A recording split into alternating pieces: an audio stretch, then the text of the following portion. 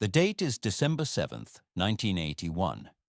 If you were standing on the platform at London Euston that morning, you would have felt a strange, jarring sense of cognitive dissonance. On one side of the station, you had the Old Britain, soot-stained brickwork, the smell of lukewarm tea and diesel fumes, and the general grey malaise of the early Thatcher years. But at Platform 1, something was happening that felt like it belonged in the year 2026, not 1981. Gleaming under the harsh fluorescent lights was the APTP, the Advanced Passenger Train. It looked like a needle made of aerospace-grade aluminum.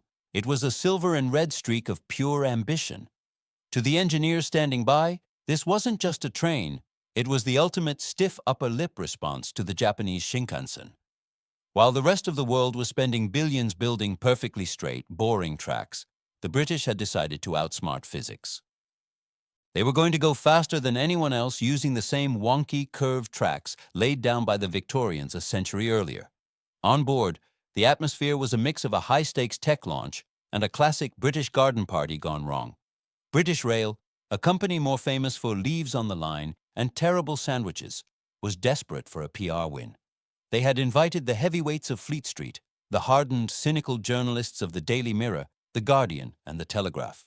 To ensure a favorable review, the bar was opened early, very early. By the time the train cleared the London suburbs, gin and tonics were being served in the luxury dining cars. As the train hit the curves of the Trent Valley at 125 miles per hour, the journalist looked out the window and saw something impossible. The horizon was tilting. The world was leaning.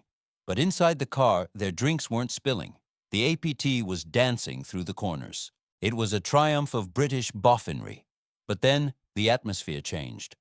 The combination of the morning's gin, the swaying motion of the revolutionary hydraulic tilt, and the sheer speed created a sensory nightmare.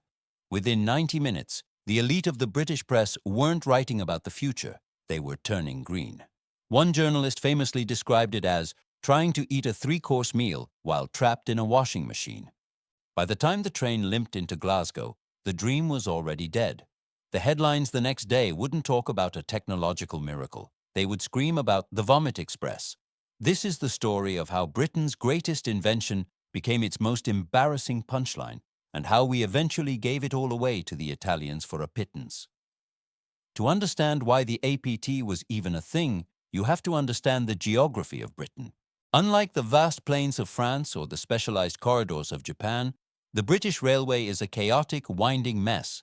It was built by a dozen different private companies in the 1800s, each trying to avoid a hill, a manor house, or a stubborn farmer's field. The result is a network that is 50% corners. By the 1960s, British Rail was in trouble. The beaching axe had closed thousands of miles of track, and the car was becoming king. If the railway was going to survive, it had to be fast. But how? If you take a corner too fast in a traditional train, the centrifugal force will do one of two things.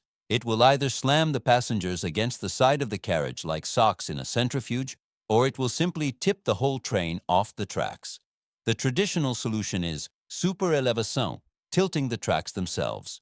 But you can only tilt a track so much before a slow-moving freight train passing through the same curve simply slides off into the dirt.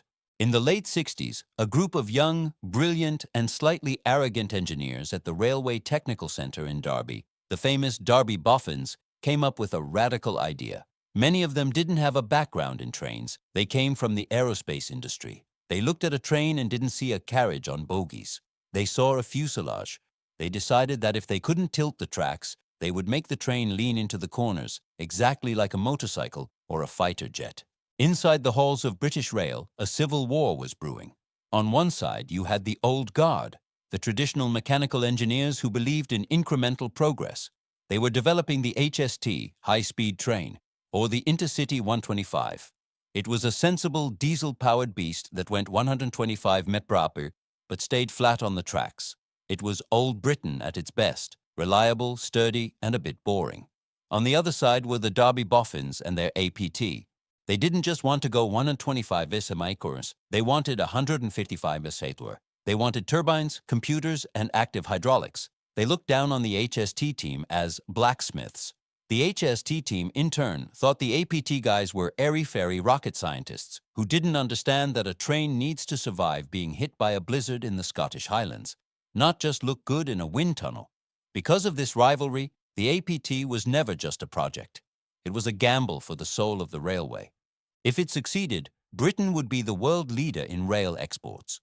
If it failed, the blacksmiths would win, and the British Railway would remain a 19th century relic. The government, perpetually strapped for cash, decided to fund both, but they gave the APT the star treatment budget, which only increased the pressure to deliver a miracle. The APTE, experimental, was the first child of this madness. Launched in 1972, it looked like nothing else on Earth. It was powered by 10 Leyland gas turbines, essentially helicopter engines. It was made of lightweight aluminum using chemical bonding, glue, instead of heavy steel rivets. But the pièce de résistance was the active tilt system. Unlike modern tilting trains that use passive tilt, basically swinging like a bell, the APT used a sophisticated system of sensors and high-pressure hydraulic rams.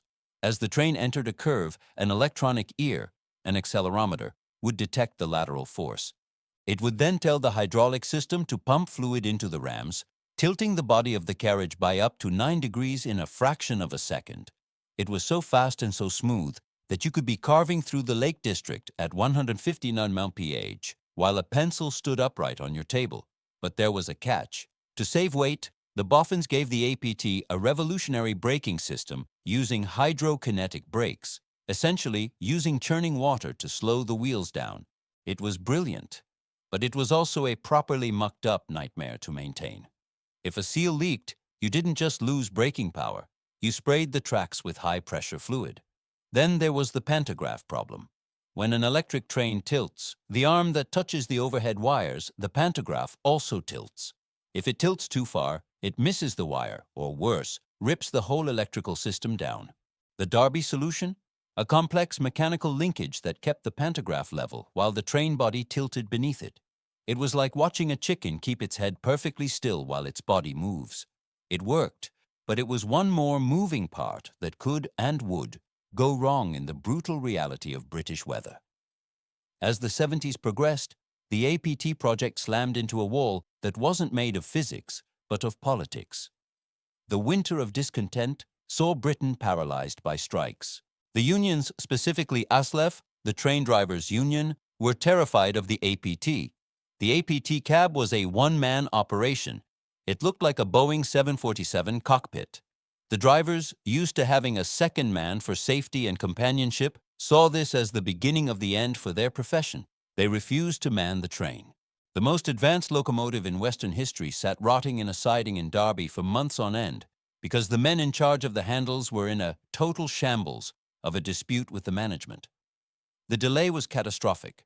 While the APT was stuck in a union standoff, the boring HST was already out on the tracks, proving it could do 125 mph without any fancy hydraulics or boffin magic.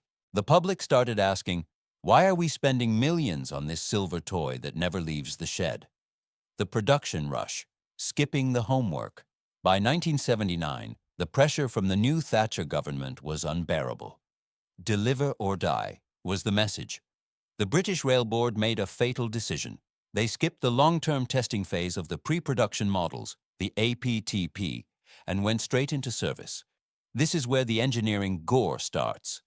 Because they were rushed, they hadn't fully accounted for the catenary wave. When a train goes 150 mph, it creates a physical wave in the overhead power lines. If the train moves faster than the wave can travel through the wire, it creates an electrical arc that can melt the copper. To fix this, they put the power cars in the middle of the train. This meant the train was physically split in two. If you were in the back half and wanted to go to the buffet car in the front half, you couldn't. You'd have to walk through a high-voltage engine room, which was obviously locked for safety. So every APT had to carry two of everything, 2 crews, 2 kitchens, 2 sets of staff. It was an economic disaster before it even sold a single ticket. And then came the cold. The hydraulic tilt system used a specific type of fluid that worked perfectly in the controlled environment of a lab. But in the real world, in the properly cold Scottish winters, the valves would freeze. The train would enter a curve, lean over, and then lock there. Passengers would find themselves staring at the floor or the sky for miles after the curve had ended. We returned to that fateful run in December 1981. The press was there to witness the future, but the APTP was having a bad day. The tilt system was working, but it was hunting, making tiny micro-adjustments that the human eye couldn't see but the human inner ear could definitely feel. Imagine you are a journalist. You've had 3 gins. You're looking at a horizon that is moving like a ship at sea, but your feet tell you that you are on solid ground. This sensory conflict is the recipe for instant motion sickness. As the train sped through the north, the elite of Fleet Street began to crumble. The Vomit Express tag wasn't just a clever headline. It was a literal description of the floor of the first-class carriages. The disaster was total. British Rail, in a state of absolute panic, withdrew the train from service just 2 weeks later. They said it was for technical adjustments, but the damage was done. In the eyes of the British public, the APT was a white elephant, an expensive, over-engineered toy for scientists that couldn't even keep a journalist's lunch down. For a few years in the mid-80s, the APT actually worked. The engineers fixed the tilt sensors. They adjusted the feel so it didn't cause nausea. They fixed the freezing valves. By 1984, the APT was running daily services between London and Glasgow, and it was fast. It was shaving nearly an hour off the journey. But Margaret Thatcher had already made up her mind. She hated nationalized industries, she hated quangos, and she hated the boffins who kept asking for more money. She ordered the project to be killed. The APTP train sets were retired, sent to museums, or simply cut up for scrap. But the technology didn't die. It was sold. Fiat Ferroviaria, an Italian company, had been struggling with their own tilting train, the Pendolino. They saw that the British had actually solved the hardest part of the problem, the look-ahead algorithms that made the tilt proactive rather than reactive. In what is perhaps the most bloody annoying moment in British industrial history, British Rail sold the intellectual property of the APT tilt system to Fiat for a fraction of its development cost. The Italians took the Derby technology, combined it with their own flair for design and reliability, and created the world-conquering Pendolino. Fast forward to the year 2002. Virgin Trains, owned by Richard Branson, is launching its new high-speed service on the West Coast Main Line. The train they use? The Class 390 Pendolino. It's a beautiful, fast, tilting train made in Italy. But if you look under the chassis, at the hydraulic rams and the sensor logic, you will find the DNA of the Derby boffins from 1972. We paid billions of pounds to a foreign company to buy back the technology we had invented, perfected, and then thrown away because of a few bad headlines and a couple of vomiting journalists. If you go to the Crewe Heritage Centre today, you can see the last surviving APTP. It sits in a yard, surrounded by older, slower steam engines. It still looks like it's from the future. Its nose is still pointed. Its aluminum skin still looks sharp. It stands as a monument to a specific type of British genius, the kind that is brilliant at the impossible parts of engineering, but absolutely rubbish at the politics, the PR, and the funding. The APT proved that we could outsmart the Victorians. It proved that we could build a bullet train on old tracks. But it also proved that in Britain, we often prefer a safe failure to a risky success. We chose the HST because it was easy. We let the APT die because it was difficult. Today, as we struggle with HS2 and the spiraling costs of new railway lines, the silver ghost of the APT seems to be mocking us. We already had the answer. We just didn't have the stomach for the ride. The APT wasn't just a train. It was the last time Britain tried to be the office of the world for transport. The next time you feel that smooth lean on a modern train, remember the guys in Derby who did it first with glue, hydraulic fluid, and a lot of arrogance.